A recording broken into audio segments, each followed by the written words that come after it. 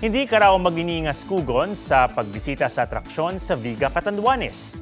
Chill ang thrill na hatid doon ng bagong bukas na Cogon Hills. Di nating puntahan yan kasama si Rafi Tima.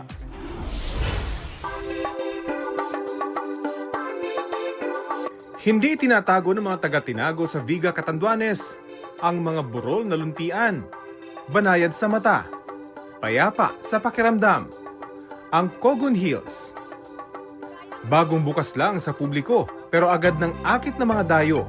Hindi lang rin basta burol dahil adventure na may tuturing ang 10 hanggang 15 minutong akyatan para masilayan ang malagong damuhan, pati na ang view ng karagatang Pasipiko na tila kristal na kumikinang. Para maabot ang Cogon Hills, kailangan makipag-ugnayan sa barangay. Tinitiyak nilang may kasamang tour guide ang mga umaakyat. At dahil walang lilim sa hiking, kailangan po natin ng mga tubig, pagkain, at saka yung mga basura, iwasan po natin. Hindi po natin pwedeng iwanan dito sa ating lugar. Rafi Tima nagbabalita para sa GMA Integrated News. Huwag magpahuli sa mga balitang dapat niyong malaman. Mag-subscribe na sa GMA Integrated News sa YouTube.